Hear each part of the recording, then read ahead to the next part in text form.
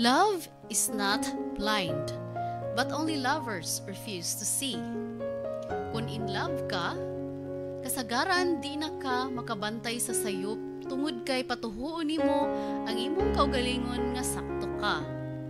Mao kini ang istorya karon sa atong letter sender nga si Alma. Sakto kaha siya or nahubog lang siya sa sayop nga gugma. Mayong adlaw mga katabi, laing adlaw, lain na pud nga istorya ang atong paminawon karon.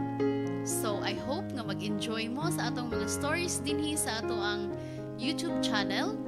Ug karon, paminawon nato ang istorya ni Alma. Dear Papa Joe, mayong adlaw kanimo. Ako si Alma, nga taga Lapu-Lapu City. Pero tubong Northern Leyte gid ko. I wrote my story few years ago. I even tried sending my story sa magpakailanman kang Mel Chanko. Pero wa pa man nabasa. Hopefully, matagaan nimo pagtagad ang akong istorya para ma-share pod nako sa imuhang YouTube channel. Sugdan ako ang istorya niadtong high school pa ko sa among lugar sa Northern Leyte. Dito nanimuyo ang among pamilya. Ang akong papa, mama ug maguwang lalaki nga si Manoy Ramil dito mipuyo. Duha rami ka man nagigsuon, ako ug si Manoy Ramil. Usa ka public teacher ang akong mama ug usapod ka certified palahubog si papa. Kung usa ka busy ang akong mama sa pakiga multitask between her job in school and taking care of her children, mao pud kay responsable ang akong papa. Relax kaayo siya. Feeling nako wa siya paki sa iyahang pamilya. Di po siya mo pakitag care namo ni Manoy, mong layo gyud mi sa among amahan. Pero di na mao ang unod sa akong istorya, Papa Joe. Dili ni labot o about sa akong parents, kundi about sa akong love life. Matod pa nila nga kung uhaw ka sa fatherly love, ato mo pangitaon sa laing tao. Particularly sa imong opposite sex. Mao siguro'y hinungdan nga mas ma-attract ko og mga idarang lalaki. Doon na ako'y maguwang lalaki nga close na ako pero pirmi pod siya nga wa sa mua. Sigig suroy kauban ang iyang mga barkada. Dili naman gud mutuo kang mama kung badlungon tungod sa iyasang kabisi. Nautas papa pero pirming hubog. Murag doon na siya iyahang kaugalingong kalibutan. Third year high school na ko niya itong diyang niabot ang among new teacher sa chemistry na si Sir Lawrence. Nakatry ba mo sa una nga doon ay crush nga teacher? Siguro na-experience na to na tanan nga maibog sa ato ang teacher o instructor nitong high school pata. Maunay akong gibati nga to kang Sir Lawrence. Saan nga bright manggugaayo si Sir Lawrence? Tason, moreno, nindot manamit. Og labaw sa tanan. Doon nag-siya sense of humor mag-discuss. Kaya bang type nga di ka magduka sa iyahang klase. Sa tinod lang, daghan kaayo ang gikilig ng mga estudyante nga babae niya. Hasta mga mahuyang pagani Papa Joe. Napagani chismis nga naibog po niya si Ma'am Christina nga maestra po na mo sa English. Huwag ko ma-expect nga sa kadagang babae nga na-crush niya. Ako ang nakaunag catch sa iyahang atensyon. Actually, dili na ko planado ang tanan. Usa kadlaw niya to samtang nagklase si Sir Lawrence, nasakpan ko niya nga nagbasa og pocketbook. Niyatong igayuna, uso pa ang mga Tagalog nga pocketbooks ug mga novels. Kinahanglan akong humanon pagbasa kay nindot nagkaayo ang istorya. Napaydaghang waiting nga mubasa after nako. Mao gutong style niya to, ipasa-pasa sa uban ang mga pocketbook. Labi na kung nindot ang istorya. Balik ta sa akong istorya nga nasakpan ko ni Sir Lawrence nga nagbasa og pocketbook samtang nagklase siya. Kung tanawon ko sa tubangan, murag nagbasa ko og chemistry book. Pero ang wa nila masayri nga gi-insert na ako ang pocketbook tunga-tunga sa chemistry book. Mao na akong trick para kunwari ni participate ko sa klase. Pero wala di ay. Nagbasar day ko og love story. Niigham si Sir Lawrence dungan sa iyang paghunong og discuss. Unya ni tan-aw nako. Miss Alma, can you name the scientist credited and devising the first periodic table similar to the one we use today? Pangutana pa ni Sir Lawrence nako. Gipaliraw nako kung mga mata dalang concentrate sa akong nabasahan ganina sa libro about periodic table. Medyo wa pa kay nako ma-absorb sa akong utok kay na-carried away pa ko sa akong gibasa nga Tagalog nga pocketbook. Ang mga mata tanan sa akong mga classmate naagyod nakapunting nako. Nagpaabot nga masayop ko sa akong answer og mawawan. It's Dmitri Mendeleev, tubag ko pa, nga to kang Sir Lawrence. And what is the primary difference between the modern periodic table and Mendeleev's periodic table? Follow up pa, nga pangutanan ni Sir Lawrence. Kipiyong pod nako ang akong mga mata og ni-concentrate ko og taman Papa Joe, and after a few seconds ni answer ko. The primary difference between Mendeleev's periodic table to the modern periodic table we are discussing today are the elements in the modern table, which are arranged in order to an increasing atomic number. Nakatubag yung ko og bongga, Papa Joe. Ni pakpak si Sir Lawrence. Dungan siyang pag-ingon nga, "Good job, Miss Uyaw. Now, you can proceed reading your pocketbook. Don't forget to tell me the ending, alright?" So kanyan to, di nagyug ko mabasa og pocketbook during sa akong mga klase. Aspiring for honors sab ako ug base og mao na hinuon ang hinungdan nga mabad record ko sa eskwelahan. Ma-consider na ko nga the most embarrassing moment katong hitabua. Nawaw ko kang Sir Lawrence. Musamot na gyud nga wa na ko'y pag-asa niya. Pero sayop di ko, Papa Joe. Kayo sa kahapon niya tupadong na kumuli pagawas na ko sa gate sa school, nagkatagbo mi ni Sir Lawrence. Tungod kay nauwaw man ko niya, wa na ko mutimbaya niya. Ni padayon kog lakaw nga nagduko as if wa ko'y nakita. "Alma, mauli na ka?" Nadungog ko pa nga tingog gikan kang Sir Lawrence og nilingi ko og nitando. "Yes sir, mauli na ko." Mubo ko pa nga tubag niya. "Mauli na mapug ko. Sabay na lang nako. Daman akong honor type jeep. Pareho raman tag way, di ba?" Matod pa niya. "Ganahan ta ko, pero maiko ko nimo sir oy. Na may daghang mga tricycle diha, musakay lang ko sa unahan." Medyo pakipot pa nga tubag nga to kang Sir Lawrence. Abi na kong pugson ko niya. Nagbasol na hinuon ko nga nung nagpadili pa ko siyang offer. Mao nang tatoy time nga magkauban mi sa akong crush. Nitalikod si Sir Lawrence padung sa giparkingan niya nga jeep. Nagbasol kay ko sa akong pagbaliban. Nalimtan na ko ang sayings nga opportunity knocks only one time. Di man po siguro makauwaw. Ug apaso na ko sa Sir Lawrence unya ako ingnon nga, "Sir, I changed my mind." Mao nang tuy ako'y buhaton. Niapas ko kang Sir Lawrence diyang duol na ko niya, nilingi ko. Og nilingi siya nako og ni smile. "Di ba mahilig mga pocketbooks? Doon ako'y daghan diri. Ganan ka mo baro?" Actually, past time na ako nga ang pagbasa og mga Tagalog pocketbooks. In fact, na ako'y daghan na nasa kong jeep. Matod pa ni Sir Lawrence. Na-excite ko sa kong nadungog. Yes, ganahan kay ko pocketbooks. Usahay, di na lang ko mo snacks para magtigom ko og 100 pesos. Enough na nga makapalit ko nga to sa lungsod og tagtulo 100 nga pocketbooks. "Tinod ka sir, imo kong pawamon?" Pangutan ako pa niya. "O lagi, dali, sunod na ako." Nado sa jeep, tubag pa ni Sir Lawrence. Muna ko gamayng bata nga nagyapa-yapa sa kalipay diyang nakita nako ang usa ka karton nga pocketbooks ni Sir Lawrence.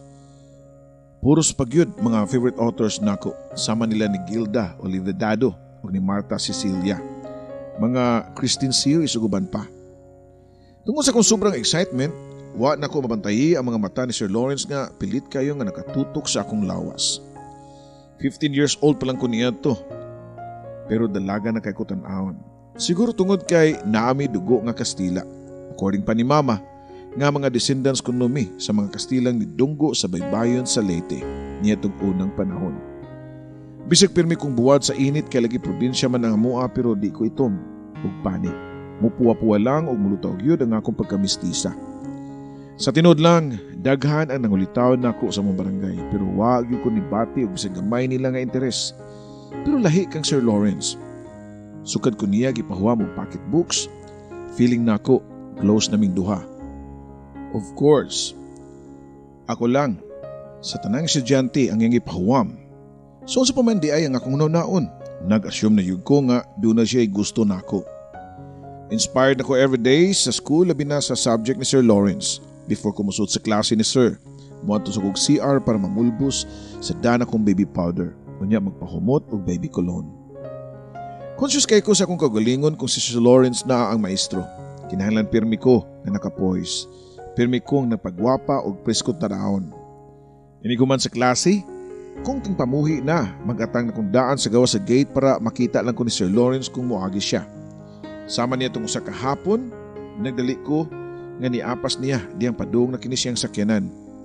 Excuse me sir, napanukop ako nga medyo pa siya effect kung niduol ko nga to kang Sir Lawrence. O Alma, ikaw man di ay. Kumot gud nimo. Matod pa ni Sir Lawrence nga medyo nisimhot pa sa palibot.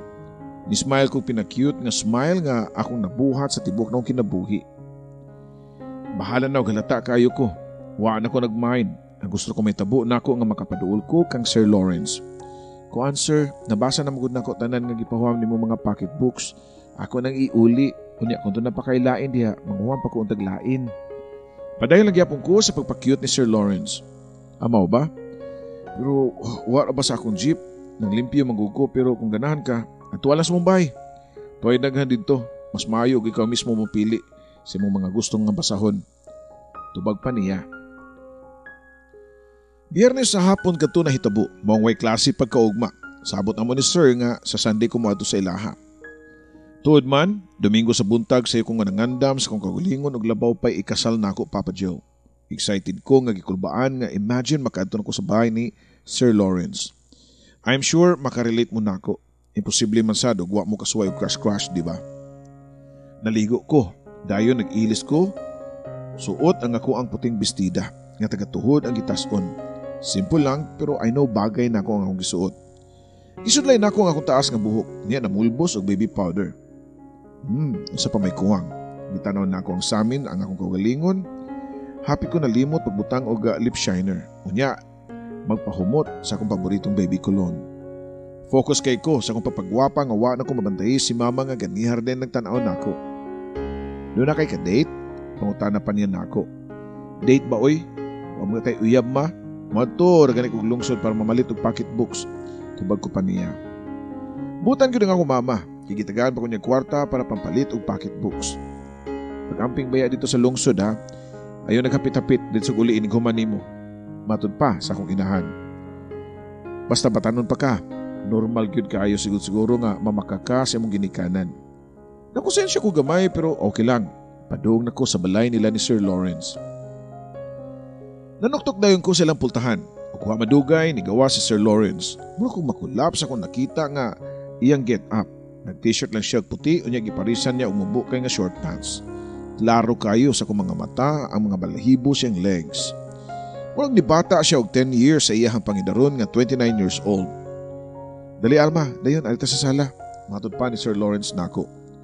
Di dayon ko og nisunod niya sa estante nga gibutangan sa mga pocketbooks. Daghan kayong kapilian nga mga authors pero ambot ba nga wa man ko maka-concentrate labi na dihang sweet kayo sa Sir nga iya di kong gitagaan og usa ka basong orange juice. I try to slow down para napakoy rason nga magstay dito. Sayang ang akong preparation kung di maabtan og bisag 30 minutos man lang. Dihang nakapili na ko na nanghid na ko niya nga mauli na. Dali gud mo muli gud. Mag-snacks ta. Ako'y sandwich giandam nimo. Matod pa niya. Dali kay ko nga nakalingkod sa sofa o nipunit sa sandwich. Very conscious ko nga nagkaon diyang doon na siya gisulti nako. Murag doon ay buling imong aping. Matod pa niya nako. Dungan siya paghikap sa kong aping o niya iyang gitrapuhan. Human niyang trapo, iyang gihuyop, gamit of course ang iyang baba. Duol na lang kaayo ang among isikanaw Papa Joe. Halos di na ko makaginawa sa kakulba sa gibuhat nako. Nisamot ang akong kakulba diyang gigunitan niya. Aduhan ako ka mga kamot o gida sa iyahang hawak. Dayon iya kong gihagkan sa akong lips. At first, very gentle ang iyang paghawak niya nako. Pero diyang wa ko nipakita pagdumili niya. Ni-start na pagka-aggressive si Sir Lawrence. Mura jug wild animal nga makaangkab sa akong ngabil. Kuwang na lang iyang supsupon. Inosente pa kayo ko sa uyab-uyab, wa pa ko nakatry bisan nagkausap Papa Joe. Pero diyang pag first nako nga nakisan og lalaki naka-feel dayon kog strange feeling. Kakaibang sensation nga akong nabati sa akong lawas. Di na ko makadetalye sa eksaktong gibuhat ni Sir Lawrence nako. Eksperyensyado kayo siya ug nagpatianod lang ko. Dito mismo sa ilang sopa, sa sala, nahitabo ang paglapa sa leyon sa karniro. Human sa nitabo, nakahilak ko. Kung saon nga, di man ko katuo nga, di na ko virgin. Asa man da ito nga kung panganti sa una nga ihatag lang ako ako pagkababay sa akong mabana. Sa gabi, sa human, sa among kasal. Gihag ka ni Sir Lawrence akong naong unya gihupuha pang akong buhok. Nagbasol ka? Pangutana pa niya na ako. Ha? Wa man? Nahadlok lang ko what if mo mabdus ko. Tubag ko pa. Di ka mabuntis oy kay akong giwithdraw. Matod pa niya na ako. Salamat kay save ko. Actually, gusto na ko siyang pangutanon kung pakaslan ba ko niya. Pero wa ni gawas akong baba. After nitong hitabuan, nausba nagkadaghan ang pagbugno sa leyon og karniro. Tuyoon na mo nga wa iyang mama sa balay. Happy ko sa mong relasyon pero maulagi. Tinago-tago. Kay bawal baya ang teacher-student relationship. Gawas pa, usa ko, kaminor di edad Papa Joe. Nilanat og sobra sa tuig ang among sekreto nga relasyon. Nisamot ang akong love niya.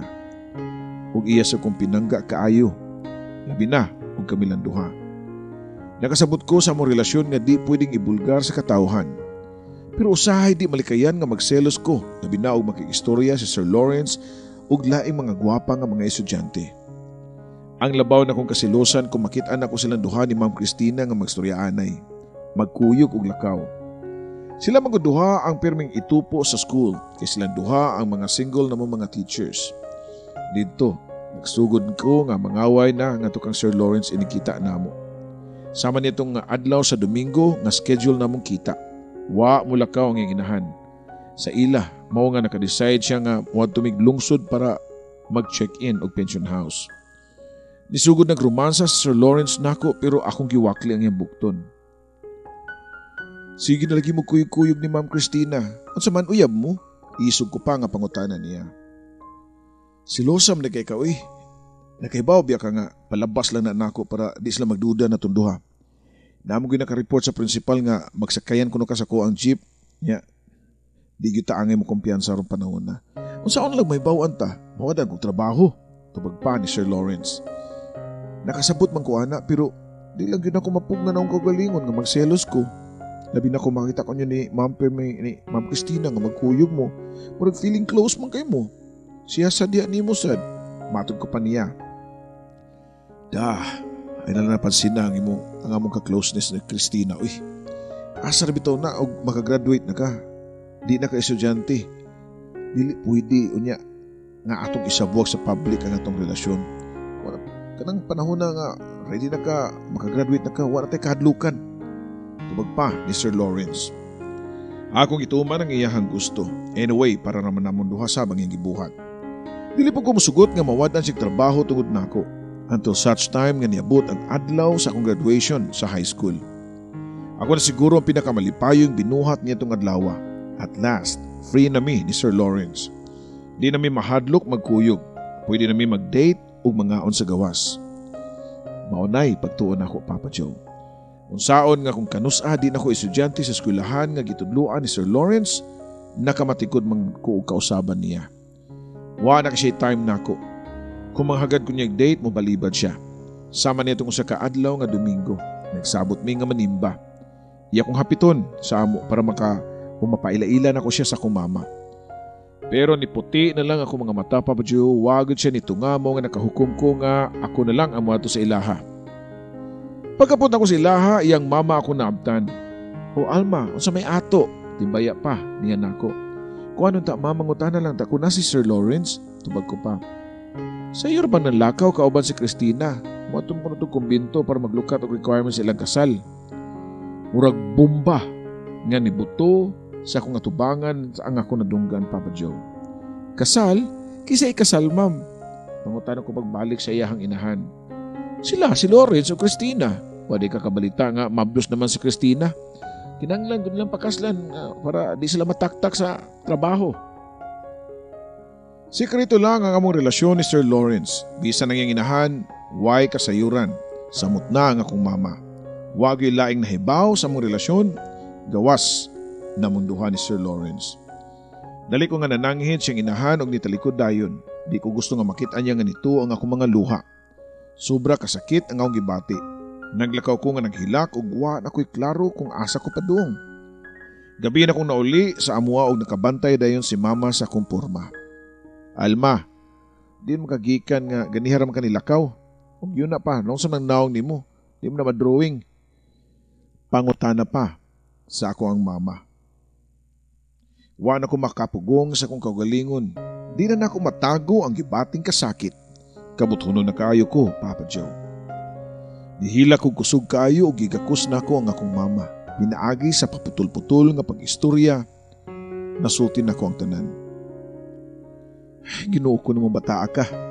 Nakapangurus o kadaghan si mama sa iyahang nadungog. Pagkahuman itindog siya og isog kayo. Sulngon ko niya si Lawrence, iyang ipapriso. Ayaw na lang ma. Di ko gusto nga mag-iskandalo ta. Wa masag ko niya pugsa. Gustuhan sa nakutanan ma. Matod ko pa niya samtang padayon sa paghilak. May na lang, kinadana ko hangyo si mama. Sige, muyo na lang ko nimo. Nga di nato ni padakon pero intaon alma. Pero nga na imong kinabuhi oy. Karon nga nasayod nagyug ka unsa ng mga lalaki. Ayaw kumpiyansa sa mga lalaki kay maayo lang na sa sugod. Maayo lang na sila. Ug dili pa makuha ang ilang gusto. Ang lalaki, magpakalalaki gyud, may pa sa akong inahan. Doon na po siya gisuggest na ako para kuno makalimot ko sa ako ang sakit nga nagian. Ipakuha na lang ka ni Tita Fatima nimo ha, para makapa-enroll kag college sa Cebu. Matod pa ni mama. Si Tita Fatima mao ang igsuon nga maayo ang pagkabutang sa Cebu kay nakabana og negosyante. Tulad man pila ka adlaw ang nilabay niabot si Tita Fatima sa mua og iyang gida sa Cebu para ato pa eskwelahon og college. Dako ang balay nila ni Tita nga nahimutang sa usa ka sikat nga subdivision sa Cebu City. Samtang nagsakay ko sa nindot og air condition nga sakyanan nila ni Tita, gianinaw ng tama ang among nagian. Na-amaze ko sa mga dagkong building o mga malls. Gipailala ko ni Tita sa iyahang anak ug sa iyang bana nga tawgon lang nato og boss. Kay mo ilang tawagan didto. Pero actually, di gud niya bana si boss. Kabit lang si Tita Fatima, Papa Joe. Dito pa na ko may bawi nga minyo sa DI og lain ang iyahang gipailan namong bana. Pila na may istorya nakapaenroll ko og kursong Bachelor of Science in Accounting. Si Tita ang nagbuot sa akong kurso ka mao kunoy in demand. Samtang nag-study ko, nag-part-time pug ko sa opisina sa iyahang bana. Dito na ko nailaila si Josie, ang lesbian nga chief engineer ni boss. Nagkasuod mi ni Josie tungod kay pirmi siyang mutabang nako. Labi na kay nag-adjust pa ko sa lifestyle sa syudad. Di ko kamao musakay og jeep sa una. Di ko swito sa mga rota. Maong si Josie ang nagtudlo nako. Siya mo pasakay nako. Ug iya po kong palabangon sa karsada kay mahadlok man taw ko nga maligsan. Prom di baya ko, Papa Joe. Wa ko maanad sa kinabuhing syudad. Ang opisina ni boss naarsab sa balay nga amo ang gipuy-an. Stay in si Josie sa office. Maong ni samot pagid ka close. Dali ra kay nilabay ang mga katuigan ug tulo ka tuig na ko sa Cebu. Padayon ang among closeness ni Josie. Ni samot pa siya ka-sweet nako. Caring kaayo ug thoughtful. Di gid siya malimot magdaog pa sa lubong nako kung gikan siya sa gawas. Niabot ang time nga murag mingawon ako niya na develop na kahakos o sa ka tomboy. Wa ko'y plano nga makipagrelasyon o sama nako og gender. Pero sa kadugayan naka-feel kong special nga feelings ngadto kang Josie. Usa ka adlaw niya na nakigstorya si Tita Fatima nako. Alma, ito na ba mo'y relasyon ni Josie? Isog pa niyang pangutanan ako. Ha? Wa mami relasyon ni Josie, Tita. Close lang yun, be. Tubag ko pa. Ayaw yun pailad na ng Josie, ha. Kay tanang babae nga na-hired ni boss, diri na, gipanguyaban niya. Chicks tirada kay na. Pabutan-butan lang na para madani niya ang babae.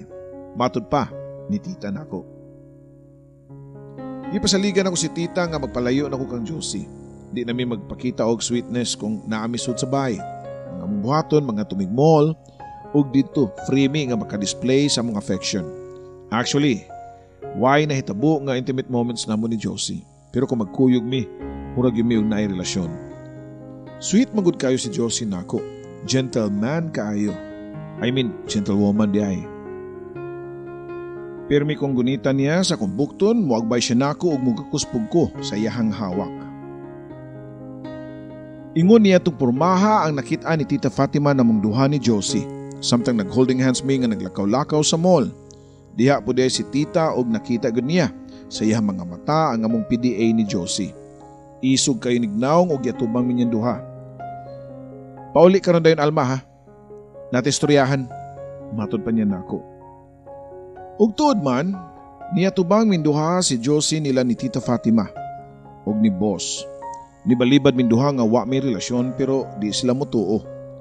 Suko kay si Tita sa iyahang naibawan og gipalaya si Josie og ipataktak pagyud sa trabaho. Si Boss, iguro ginaguyon-uyon kang Tita Fatima. Gitaktak yun niya sa trabaho si Josie. Pila na kaadlaw sukad na hitabo, wa na si Josie. Ang pagtuo nila ni Tita Fatima nga okay na. Pero di ay. Ang wala damaha nga nibaw si Josie nilang duha ni Boss. Gitawagan niya ang tinuod nga pamilya ni Boss o gisumbong nga dunay kabit nga mao si Tita Fatima. Nakalitan sila dihang kalit nga nisong ang pamilya ni Boss kang Tita Fatima ug ila kining gipalayas. Gubot kayo niya to Papa Joe. May na lang kay wa ko na apil. Bisan pag nasakpa na sila sa pamilya ni Boss, wa gyapon sila nagbuwag ni Tita Fatima. Iyan ang gilahi og puyo so sa ka-apartment. Wa na pato sa office para likay sa gubot. Mabutong time nga nakagraduate nako sa konkurso nga accountancy. Ako ang tiga-point ni Boss nga mahimo ang OIC sa ilang opisina samtang dili pa ka-duty si Tita Fatima. Dito pod nagsugod nga nakabantay ko nga dunay lahing tuyo si Boss nako. Sa kadlaw niya to, iya kong gitawgan. Hello Alma, panganda mo niya after sa office hours kay doon na tayo tuon. Matod pa ni Boss. Nitando lang po ko niya kay nagtuo nga business meeting ang among adtuon. Pero pagsakay gud nako siya sakyanan, doon na siya gitunol nako. Unsa ni Boss? Pangutana ko pa niya. Paray mo na. Gipalit ko na nga to sa Manila. Tubag pa niya. Duha kada kong paper bag ang iyang gihatag nako nga puros dunay mga mahalon nga mga gamit. Mga branded nga sinina, mga perfume, pants ug duna pa gani underwears Papa Joe. I hope wa ko masayop ha sa imong cup size 36 na akong gipalit nga brani mo. Matod pa ni Boss. Namuwa ko sa kauaw kay sakto gyud nga cup size ang iyang napalit nako. Yun sa kanya pagkaibaw sa akong size. Sige siguro si tanaw sa kong dugan sa una pa. Pasalamat na nako nimo sa imong kamaayong mo trabaho samtang wala si Fatima. Matod pa ni Boss. Idala ko niya sa kasikat nga hotel sa Cebu. Nangaon ming duha sa ka fine dining restaurant. Dili paghihapon ko makatuo nga igo ra siya nagpasalamat nako. Nagpakita siya extra sweetness nako. Samtang nangaon mi gentleman kayo si Boss. Di na ko malikayan nga kulbaan ko. Nahadlo ko sa akong kaugalingon.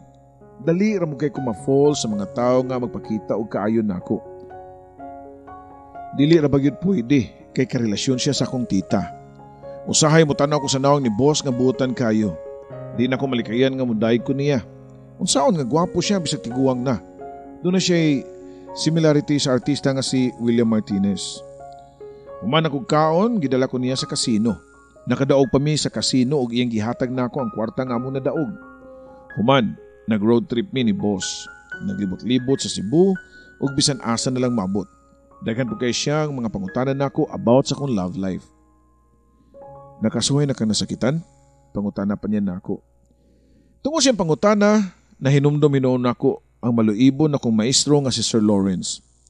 Sobra, mao gani rason nga niari kong Cebu Boss para makamove on ko tubag pa nako niya.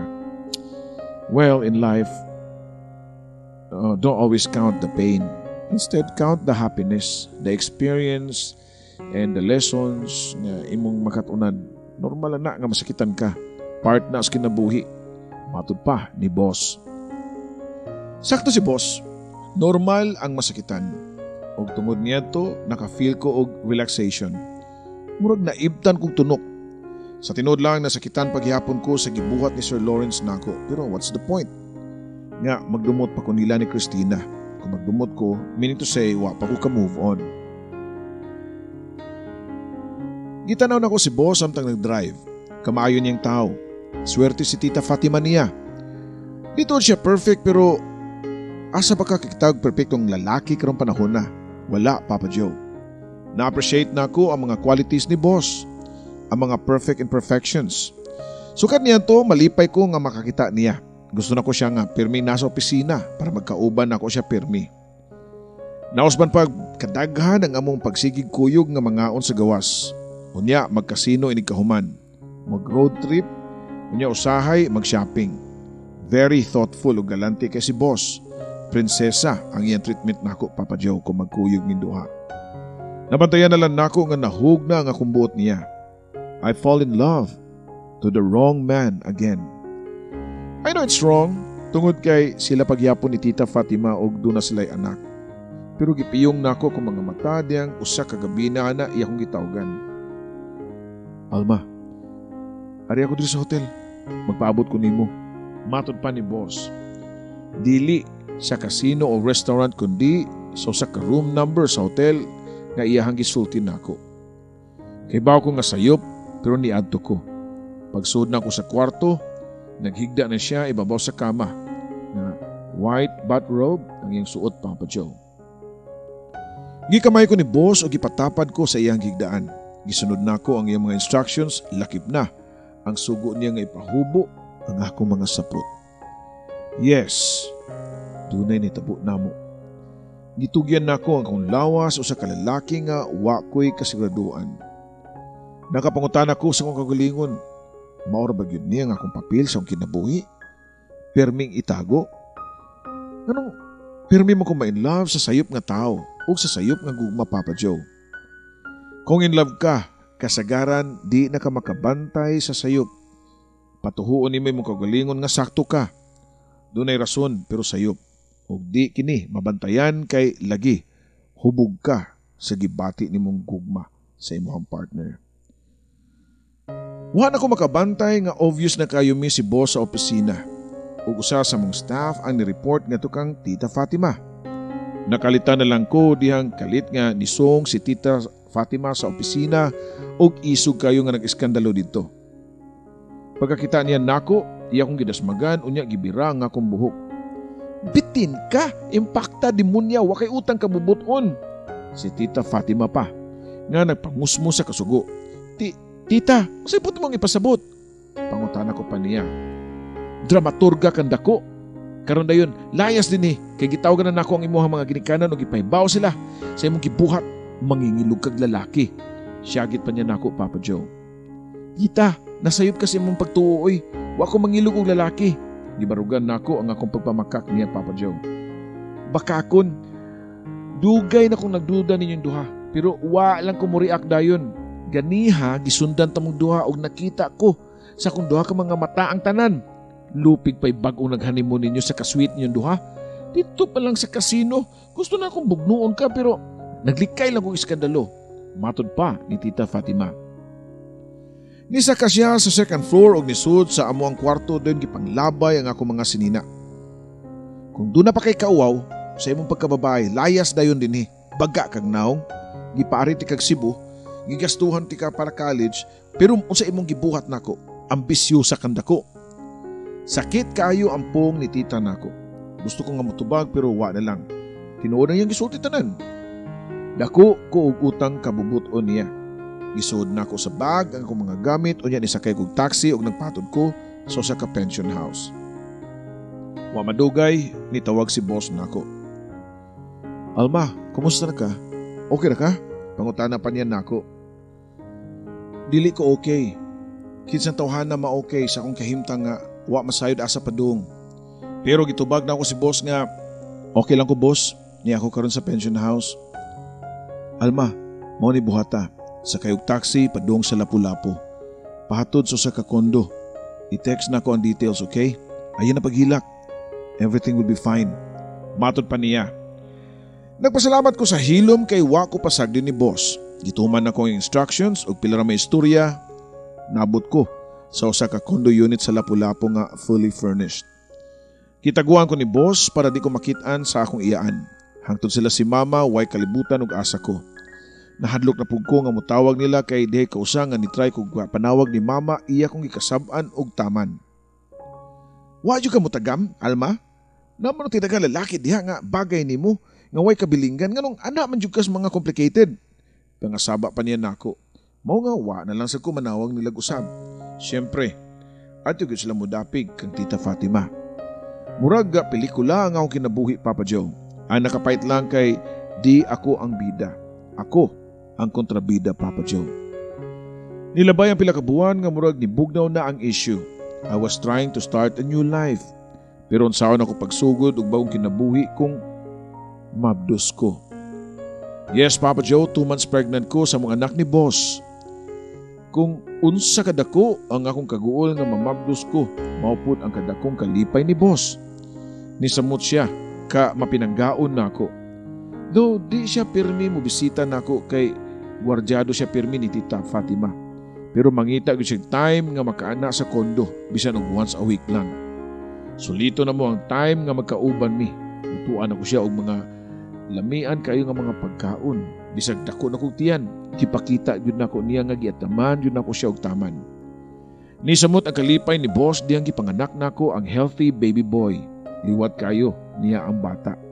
Mao nga nisamot ko niya kapinangga. Okay problema sa kwarta. Abunda ko sa mga material nga butang. Pero kung ako na lang usa, Papa Joe, makonsensya ko.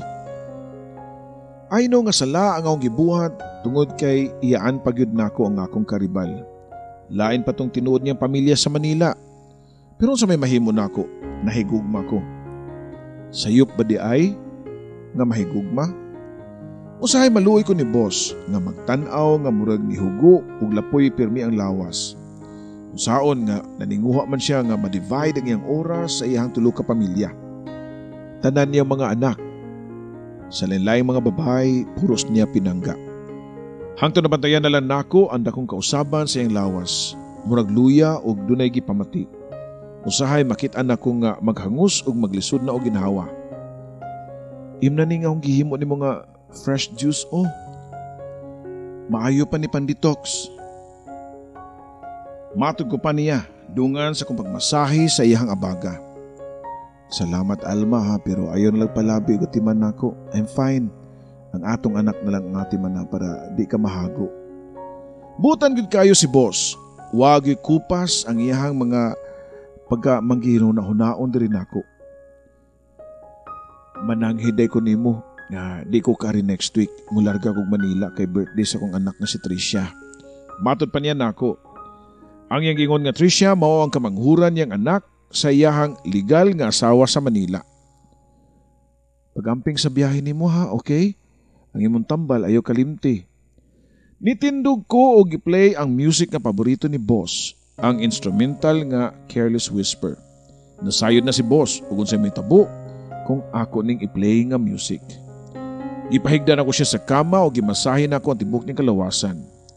Nipatong ang karnero sa leyon ug naninguha nga matagbaw ug matambalan ang kagutom niini. Ang wana ko masayri nga mao na di kato ang last namong panagkita. Pag-adto niyag Manila, wa na siya makabalik og Cebu. Niatake siya sa kasing-kasing ug gidala sa ospital sa iyang mga anak didto. Pero after few days, wa na gyud pa matabang na. Namatay si boss nga nagbilin og ligasiya sa kalibutan sa mga buhi. Nagbilin siya 4 ka anak sa iyang legal nga asawa, 3 ka anak nga kang Tita Fatima ug usa diri nako, Papa Joe. Tinuod nga di perfect siya nga pagkatao sa iyang pagka-womanizer. Pero nganong gilab man namo siyang taman. Nganong nagbangutan man si Tita Fatima. Nganong nasakitan man ang iyang legal nga asawa. Sa iyang pagpanaw, bisag usa, why ni mention og bating binuhatan ni boss. he was loved by his all children and women. 3 days gikan sa pagkamatay ni boss, nakadawat kong tawag gikan siyang anak nga si Tricia. Nagpaila siya nako ug nagpahibaw nga ilubong na daw si boss o gusto niya nga patambungon ang akong anak atol siyang lubong. Dili karon ang time nga mag-away-away ta.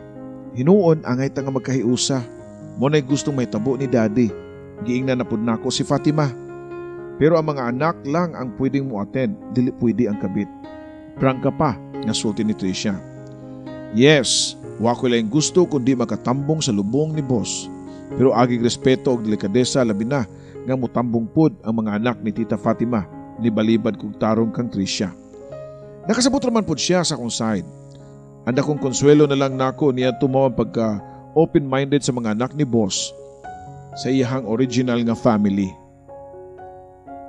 Kabit man tuod ang ilang pananaw namo ni Tita Fatima pero gidawat nila ang among mga anak o giila nila nga igsuon. Dili perfect ang among relasyon ni boss pero sa iyaha lang ko naka-experience og unconditional love. Wa siya mo give up hangtod sa iyahang katapusan ginahawa. Gibili niya nako ang kondo nga under na sa akong name. I know nga di may magkalisod-lisod sa akong anak. Maningkamot ko Papa Joe. Dili lang para mabuhi mi sa akong anak, maningkamot ko nga mabalik ang kalinaw sa among pamilya. Di ko muhunong hangtod mapasaylo ko ni Tita Fatima kung madawat magbalik sa akong mga ginikanan. Dili na ko kalimtan ang giingon ni boss nako nga don't dwell on the pain, instead count the happiness. Pila ka buwan ang nilabay sukad sa pagkamatay ni boss. Inanay na ko napasaylo ni Tita Fatima. Matod pa niya nako nga pareho lang may sitwasyon. Pareho mi nga naka-experience sa akong giingon nga sayop nga gugma. Di lang kay kana ang rason sa akong dakong kalipay Papa Joe. Nagpasalamat ko sa Ginoo kay gidawat ko balik sa akong pamilya. Labi na ni Mama. Nituyo gid og biyahe si Mama gikan sa Leyte para lang arion og makita ang iyahang apo. Daghang salamat sa paghatag nimong time nga mabasa ang akong suwat tampo. Kini si Alma ang imong magtatampo nga hangtod karon. Wa mawagtangig paglaom nga makasugat og dili sayop nga gugma.